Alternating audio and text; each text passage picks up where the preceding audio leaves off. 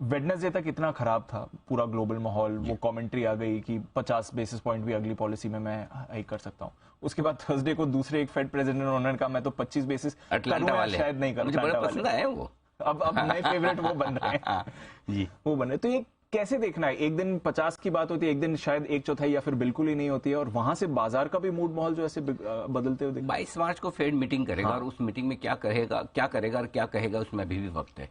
लेकिन उससे पहले अमेरिकी बाजारों ने दो शार्प रिएक्शन दिए, दो तरीके से। पहला रिएक्शन था कि जैसे ही ये डर लगा कि ब्याज दरें ज्यादा बढ़ सकती है, ज्यादा तेजी से बढ़ सकती है, अमेरिकी बाजार धराशायी होते दिखे। और जैसे ये संकेत आया कि अमेरिकी बाजारों में ब्याज दरों की बढ़ोतरी उतनी तेज ना हो और उतनी ज्यादा ना हो जितना डर लग रहा है, और उस पर भी शार्प रिएक्शन आया। इसका मतलब एक चीज साफ है दीप, कि अमेरिकी बाजार पूरी तरह से इस वक्त ब्याज दरों को खेल रहे हैं और ब्याज दरों के आउटलुक पर रिएक्शन है। तो अब ये आप कह सकते हैं कि ये तो स्टेटमेंट पहले ही आ गया था और उस पर अमेरिकी बाजार गुरुवार को चढ़ चुके, तो शुक्रवार को क्यों?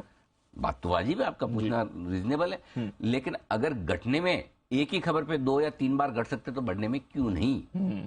ठीक है। और एक चीज आपको ध्यान होगा, हम लगातार पिछले 2 हफ्ते से ये बात कर रहे हैं, अमेरिकी बाजार वोलेटाइल हो रहे हैं, बेस बनाने की कोशिश कर रहे हैं किसी बड़े मूव के पहले कि वो ऊपर जाना है नीचे जाना है, लेकिन उसके पहले वोलेटाइल होकर वक्त बिताने की कोशिश कर रहे हैं।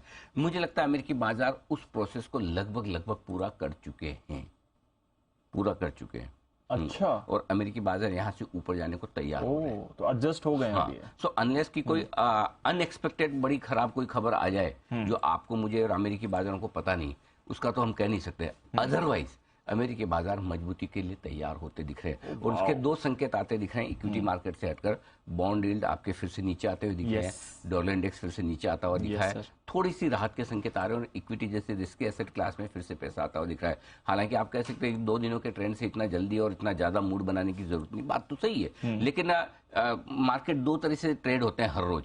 या तो आप मीडियम टर्म व्यू 5, 7, 10, 15 दिन का लें, या तो आप बाय ऑन डिप्स लेंगे या सेल ऑन राइज लेंगे। 2 में से एक तो लेना पड़ेगा, है ना। सो रेंज बाउंड मार्केट से अब ये बाय ऑन डिप्स वाले मार्केट होते हुए दिख रहे हैं। सो आई थिंक 22 मार्च को अगर किसी तरह का कोई बड़ा एक्सीडेंट ना हो, और आप देखिए ये स्टेटमेंट आने के बाद फिर से जो लोग आधा % बढ़ने की सोच रहे थे उनकी संख्या घटती जा रही है।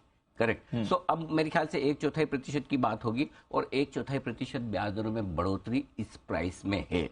मूड क्या बिगाड़ सकता है? मूड बिगाड़ सकता है फेड चेयरमैन का अगर आगे का स्टेटमेंट कोई खराब आए तो, या फिर मूड और बना सकता है अगर उनका स्टेटमेंट अच्छा है। तो वो तो हमें 22-23 तारीख को पता चलेगा, आज नहीं। तो तब तक मुझे लगता है कि मार्केट अब थोड़े स्टेबल होंगे, कि दोनों के बीच में बैलेंस बन चुका है। अच्छा। अगर फेड के एक सदस्य खराब बोलते हैं, एक अच्छा बोलते हैं, तो फिर आप वही हैं जहाँ थे, और वो तो फिर अच्छा ही है। बस इसलिए तो थोड़ा सा अमेरिकी बाजारों को लेकर व्यू हल्का पॉजिटिव होता हुआ दिख रहा है। हल्का पॉजिटिव हो रहा है। चलिए, तो चलिए, ग्लोबल संकेत सपोर्टिव हो गए।